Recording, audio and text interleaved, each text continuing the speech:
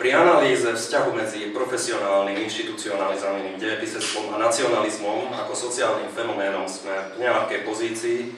V prípade nacionalizmu máme dočinenia s javom, ktorý nie je výlučne historický, to je ukončený, ale stále existuje, funguje aj v súčasnosti. Aj keď by sme ho chceli študovať len a výlučne ako historický fenomén a chceli by sme zároveň odviesť poctivú bádateľskú prácu, museli by sme ho reflektovať aj ako v súčasnosti stále prítomný jav, ktorý mal a stále má formatívny vplyv na nemalú časť profesionálneho dejepisectva. Pritom si väčšina historikov ani nemusí byť tohto formatívneho vplyvu vedomá. Takže budem sa venovať tejto otázke v dnešnej prednáške, o akom formatívnom vplyve tu je reč, ako sa historik stáva spolutvorcom a reprodukátorom nacionalizmu. Štruktúra tejto prednášky bude nasledovná. Najprv si vyjasníme, čo budeme rozumieť pod nacionalizmom, aký analytický koncept nacionalizmu budeme používať pri skúmaní tohto fenoménu v súvislosti s profesionálnym dejepisectvom.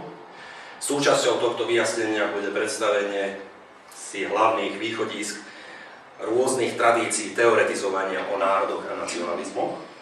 A potom v druhej časti prednášky prejdem priamo k dejepisectvu. Predstavíme si po veľkej stručnosti teórie dejín rôznych historiografických smerov, sociálnu funkciu, akú tie smery historiografické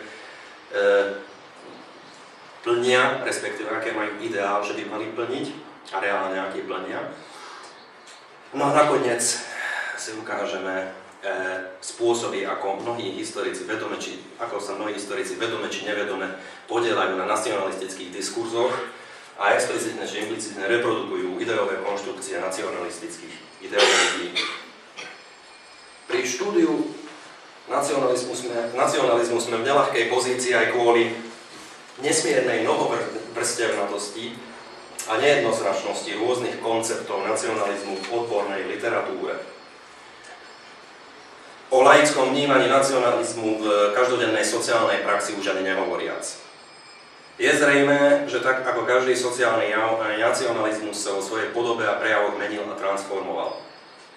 Presnejšie, menili sa laické, politické, kultúrne, ale aj odborné spoločensko-vedné teórie národa a nacionalizmu a prirodzene menila sa aj každodenná sociálna prax nacionalizmu. Čo toto znamená, vysvetlím neskôr.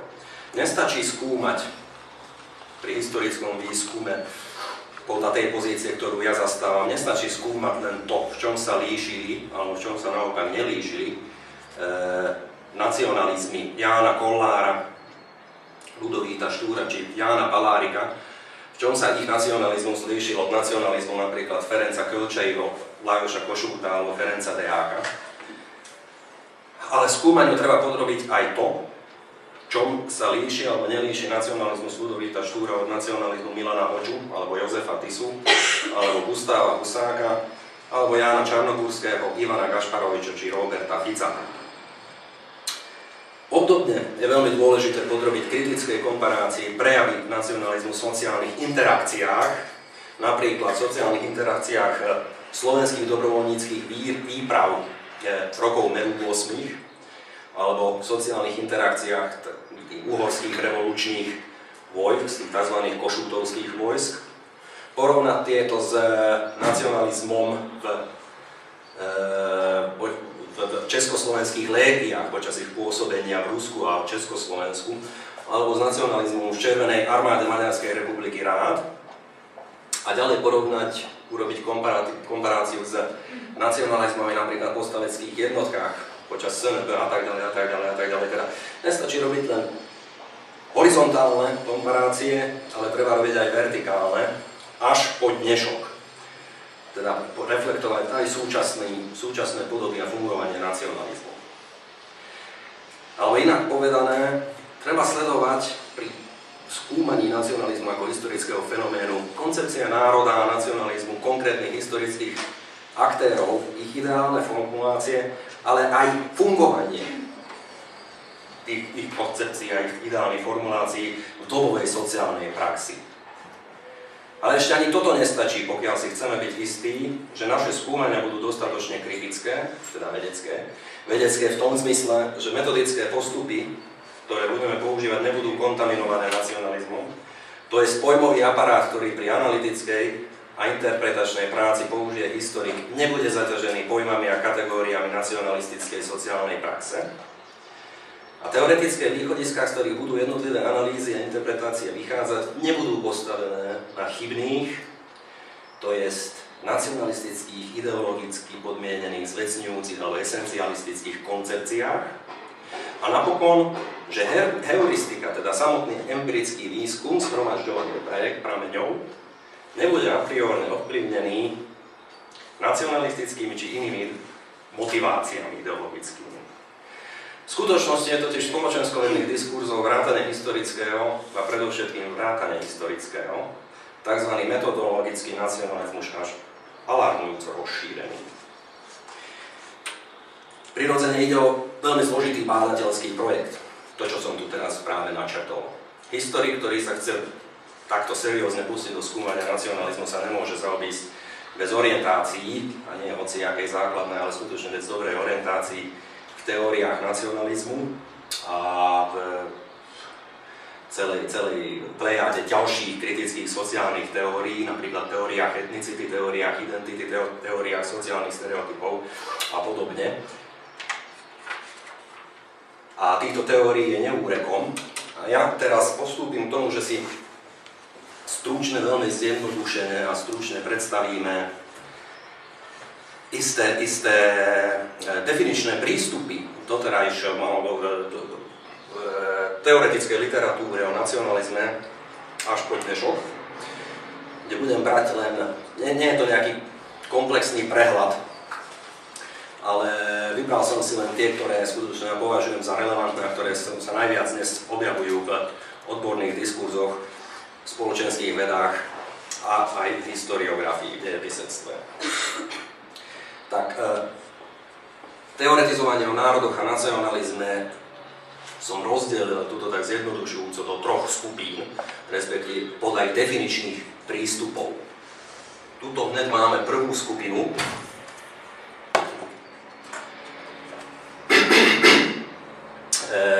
Prvý prístup, kde autori, teoretici vychádzajú z premisy, že sú národy alebo boli národy ako historické entity, ktoré niekedy v priebehu dejín vygenerovali nacionalizmus vo forme politického, hlavne teda politického hnutia. To, že kedy v priebehu dejín má rôzne datovanie, rôzne teoretici uvádzajú rôzne dátumy, najčastejšie sa však objavuje koniec 18.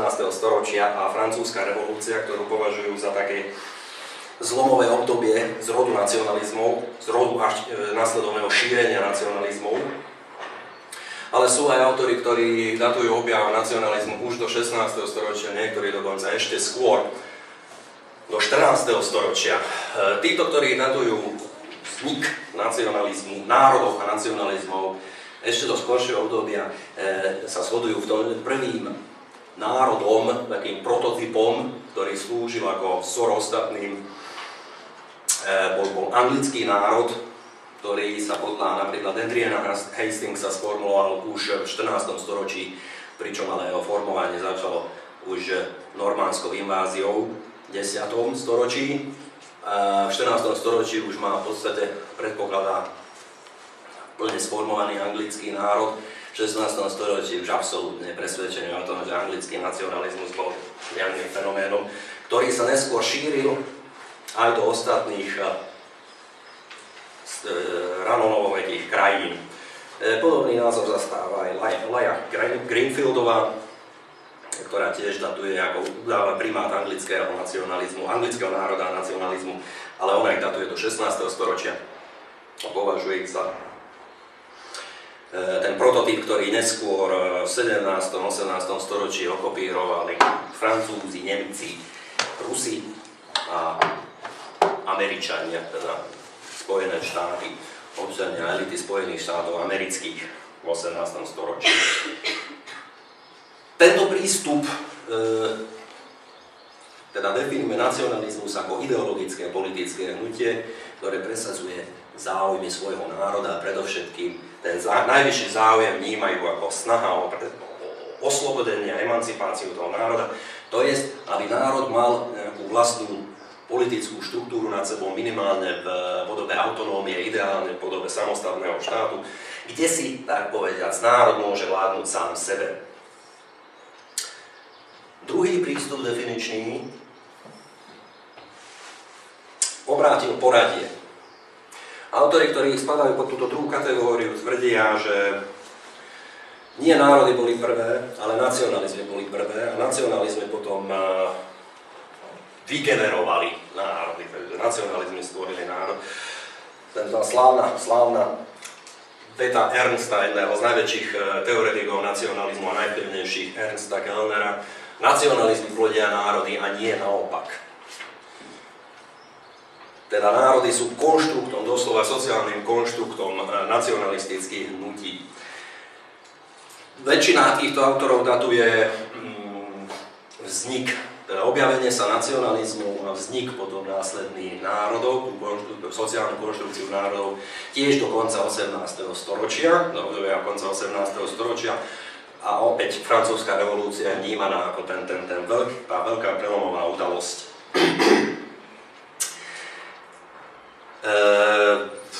Práve títo autori v tejto skupine, a obzvlášť teda menovite Ernst Kellner, vznik nacionalizmu, objavenie sa nacionalizmu ako politického a kultúrneho hnutia vníma ako dôsledok procesov masívnej industrializácie, evolučnej, teda populačnej explózie, priemyselnej revolúcie a vôbec rozbitia starej, tradičnej, feudálnej sociálnej štruktúry.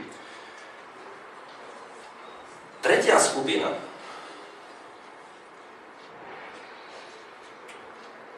autorov, a toto sú autori tých prvých dvoch skupín, produkujú alebo písali v podstate už od 60. rokov 20. storočia, teda od 1960. rokov beží táto diskusia zhruba, aj keď už začala v 40. rokoch, ale od 60. rokoch sa rozvinula do plného takého samostatného odboru Nationalism Studies.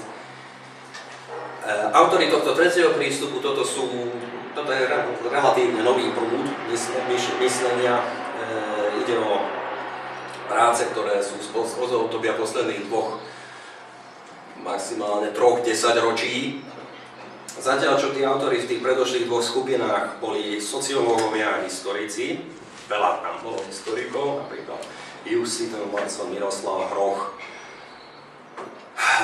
John Brully, aby som spomenul len týchto troch významných.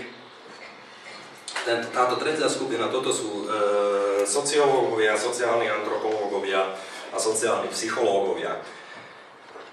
Tento tretí prístup sa plne odlišuje od obidvoch predošlých, lebo prvú vec, čo urobil, je vyhodil národ z definícií.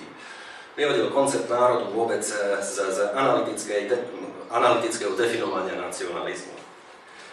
Zatiaľ, čo tie predošlé dve definičné prístupy uvažujú o národoch, či už predchádzali nacionalizmom, alebo či prišli po nacionalizmoch ako ich produkty, ale uvažujú o národoch ako objektívnych, veľkých sociálnych skupinách, v angličtine large scale social groups. A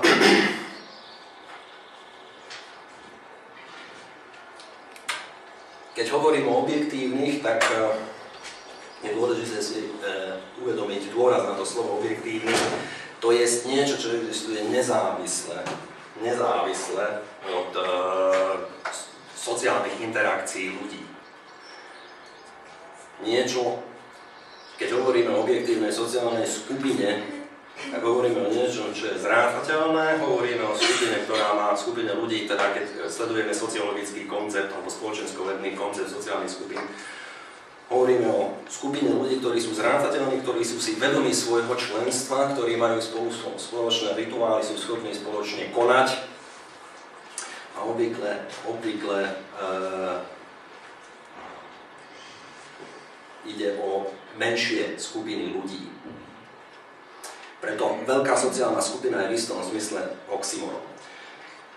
Toto je základná kritika týchto autorov, ktorí ale pokračujú v tom, že definovať národ ako veľkú sociálnu skupinu, ako objektívne existujúcu sociálnu skupinu, je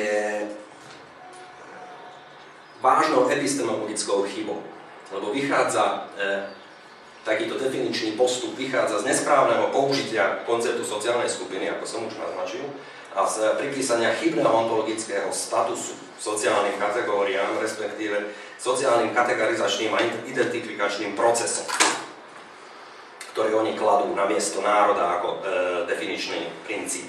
To je, zvecňujú sa alebo objektifikujú sa sociálne kategorizácie a kategorizačné a identifikačné procesy. Preto národ možno podľa týchto autorov, ktorí sú v tretej skupine, pokladať v úvodzovkách len za ideový auto- a exoreferenčný, respektíve auto- a exoidentifikačný rámec. A o jeho objektívnej existencii možno uvažovať len v tom zmysle, že jestvuje v diskurzoch a skutočne v diskurzoch národ jestvuje ako referenčný a identifikačný rámec. Každodenne sa na milióny, alebo väčšina planét dnes odvoláva, funguje to ako prirodzený pojem, ako prirodzená kategória, rámcujúca pochopenie ľudstva, ľudského sveta. Národ však podľa nich teda neexistuje ako objektívna sociálna skupina.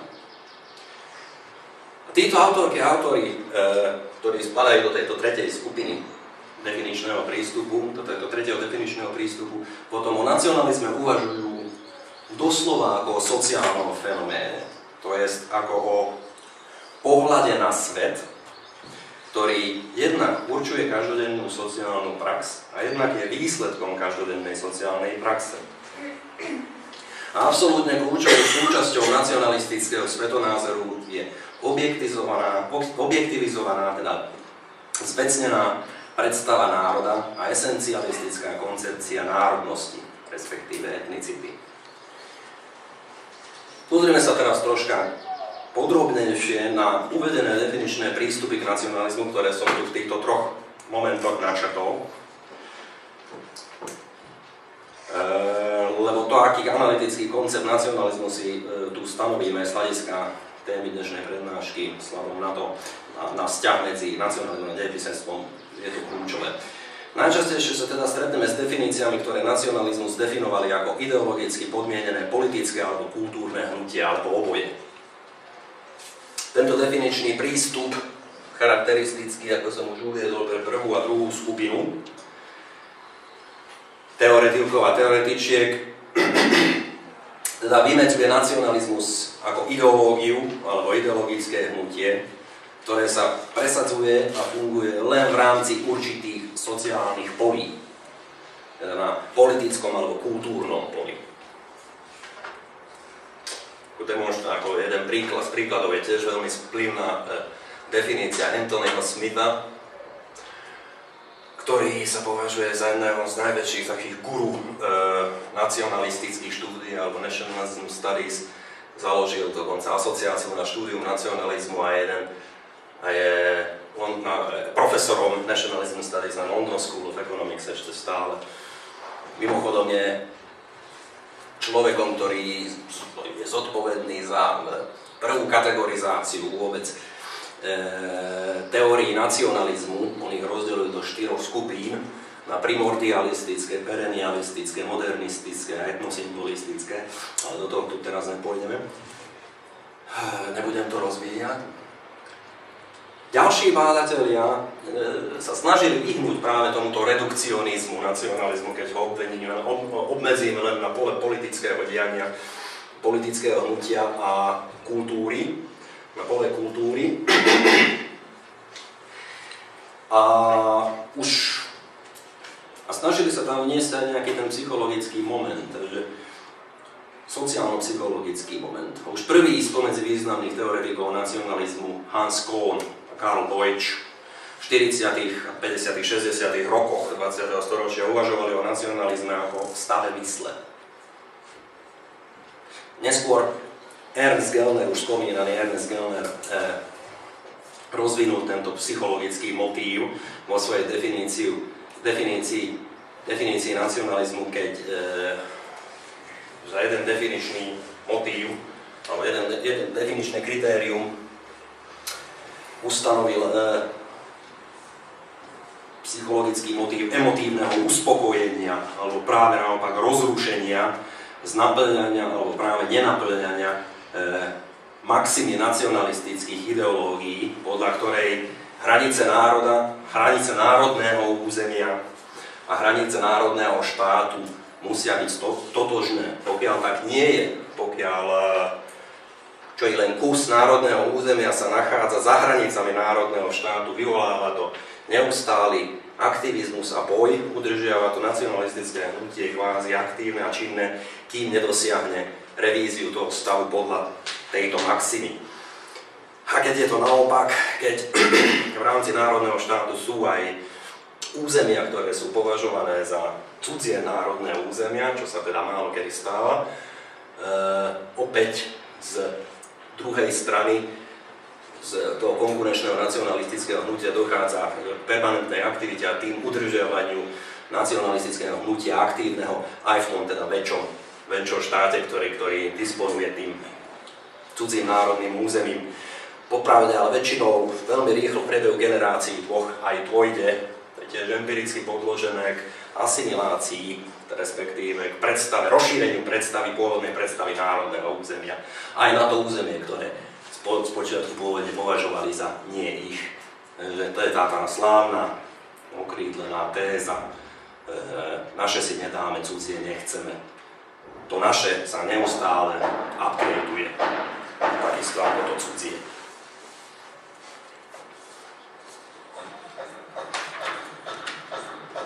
Od tejto Gellnerovej definície je už len krok k definičnému prístupu, ktorý uplatňujú autori tejto tretej vyššie zmienenej skupiny pri definovaní nacionalizmu, kedy v ich definíciách nacionalizmu zostáva len sociálnym fenoménom dezinvokácie akéhokoľvek národa ako buď produktu alebo ako iniciátora tohto sociálneho fenoménu. Nacionalizmus vnímajú ako sociálny fenomén, a to v tom aj doslovnejšom význame. Teda nacionalizmus chápu ako niečo, čo sa deje, čo sa odohráva medzi ľuďmi a inštitúciami a organizáciami pri ich interakciách, respektíve v rámci tých interakcií. Takže podľa nich nacionalizmus je sociálna prax. A konštitútovnou súčasťou nacionalizmu ako sociálnej praxe, ale aj zároveň jeho prejavom, ktorý možno empiricky študovať, je diskurs. Alebo presnejšie celá plejáda diskursov. A v rámci nich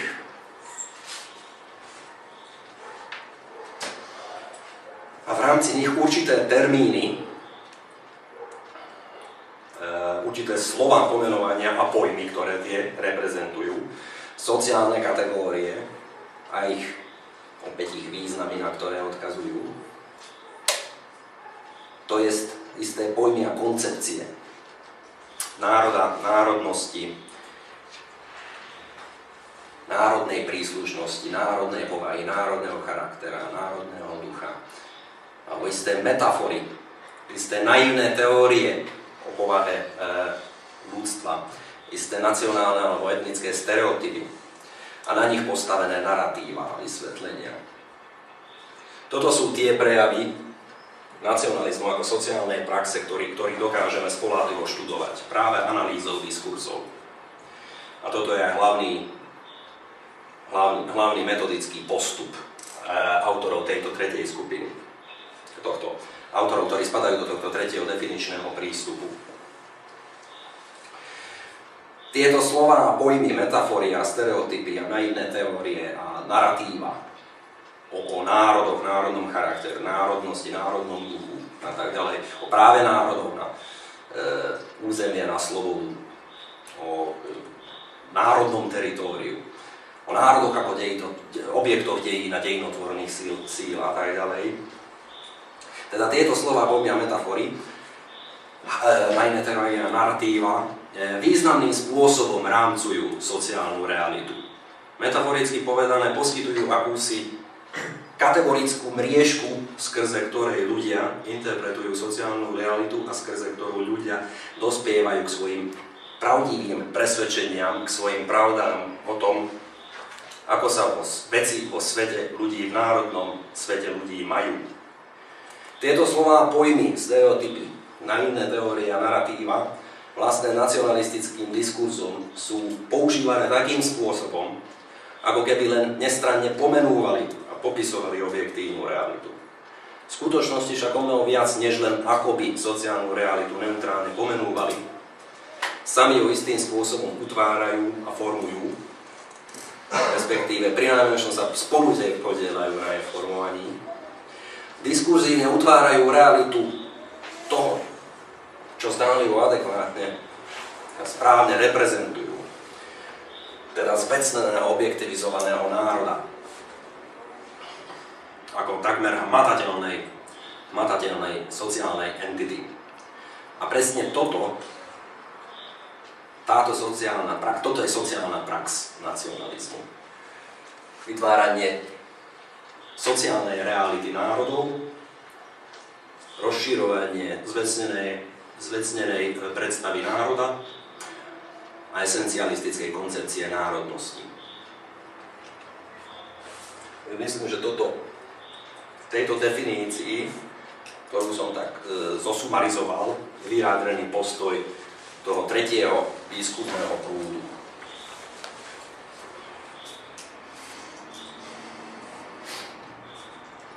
Takže nacionalizmus je taká sociálna prax, taká interakcia medzi ľuďmi a také konanie, ktoré je podmienované komplexnou predstavou, podľa ktorej sa ľudstvo prirodzene delí na národy, alebo ich primitívnejšie varianty na národnosti, etnika a kmene.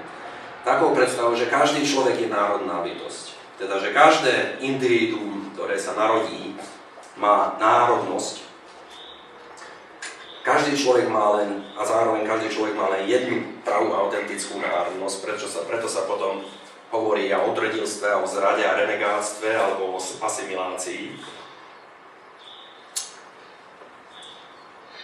A táto národnosť určuje a determinuje túto ľudskú bytosť, určuje jej isté kvality a tie kvality väčšinou sú vyjadrené formou sociálnych stereotypov, ktoré vždy v danej sociálnej realite, danej sociálnej praxi cirkulujú v rámci spoločnosti.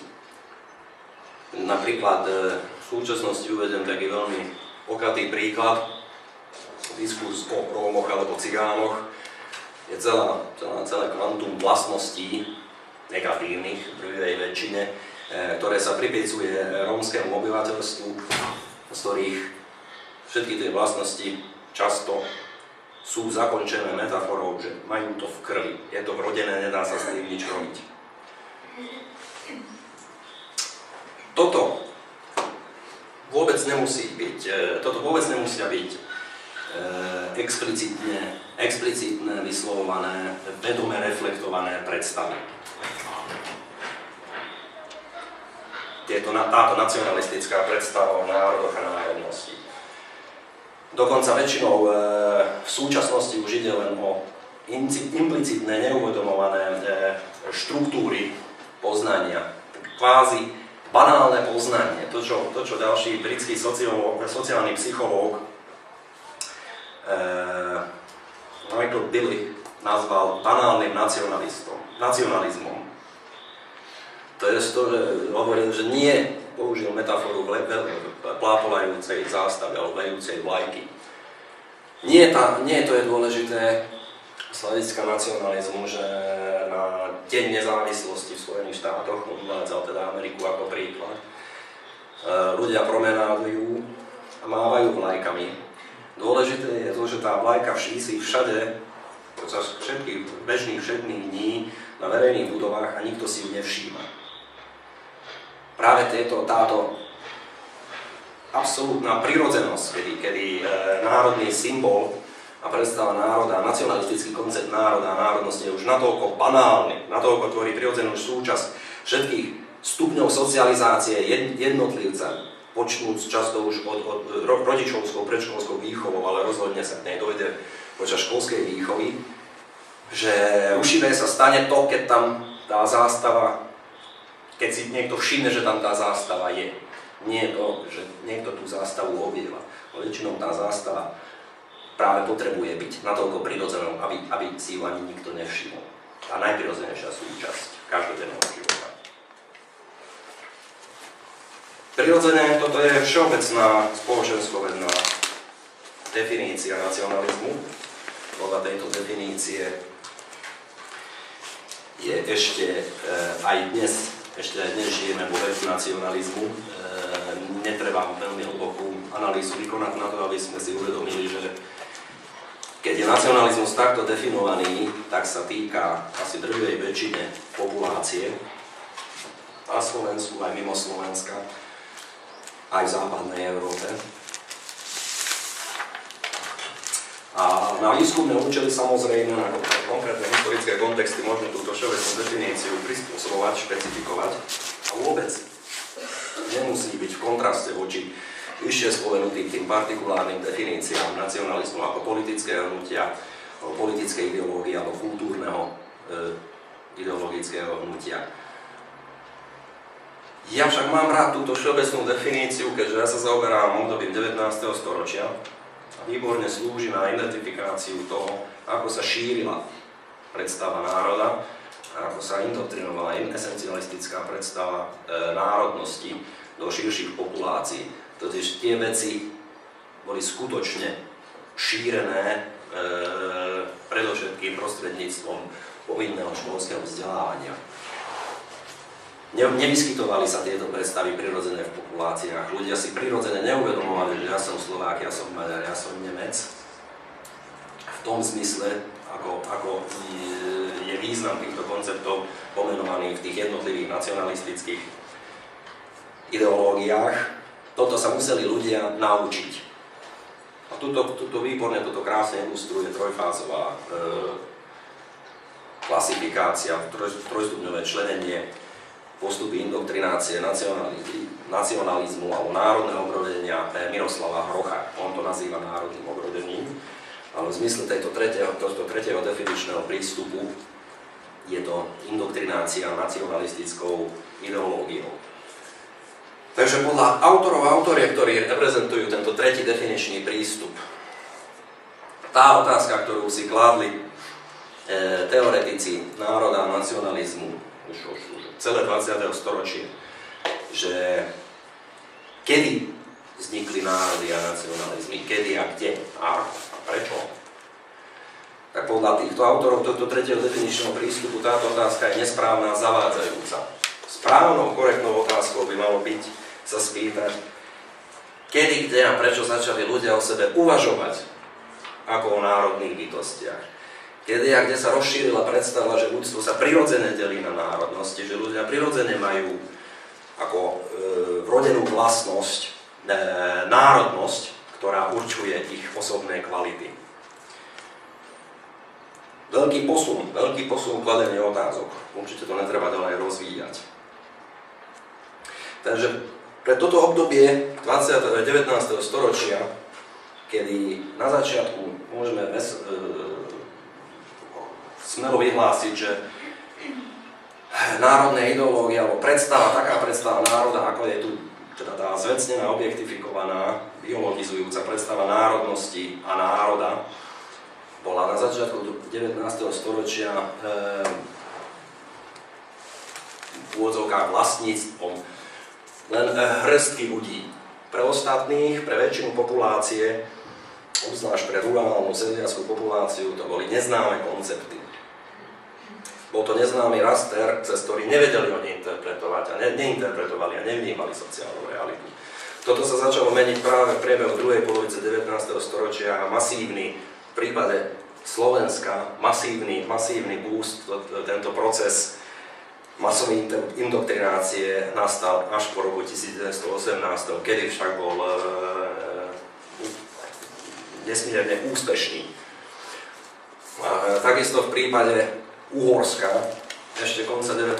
storočia, nemožno tak s takou samozrejmosťou hovoriť o rozšírenosti alebo všeobecnej rozšírenosti maďarskej alebo uhorskej národnej ideológie medzi širokými vrstvami predovšetkým sedliackého obyvateľstva. Rozhodne treba brať s veľkou rezervou napríklad tvrdenia, že v roku 1848, teda v revolúcii 48-49, pri verbovaniach jednak dobrovoľníckych armád a jednak teda dobrovoľníckej slovenskej armády, aj uhorských revolučných armád, tých tzv. Košutovských, že idea národa hrala primárnu rolu pri ochote sedliakov ísť bojovať za národ a za vlast. Nie sú tu ešte urobené výskumy, ale také predbežné sondáže naznačujú, že tam išlo o mnoho zložitejší proces a predovšetkým tam išlo o, tak povediať v úvodzovkách, maglajz alebo skrumáž rôznych typov diskurzov, rôzneho typu rétoriky, z ktorých najvýznamnejší a najdôležitejší bola práve rétorika sociálnej emancipácie tých sedliakov. To je zrušenia poddanstva a novej redistribúcie majetkov, pôdneho majetku, predovšetkým pôdy. To bola tá podľa všetkého, primárna motivácia sedliakov, aby sa nechali v 200 000 počtoch naverbovať do uhorských revolučných armád, ktoré potom ďalšie 2 roky, alebo v podstate vlastne už na 1 rok bojovali.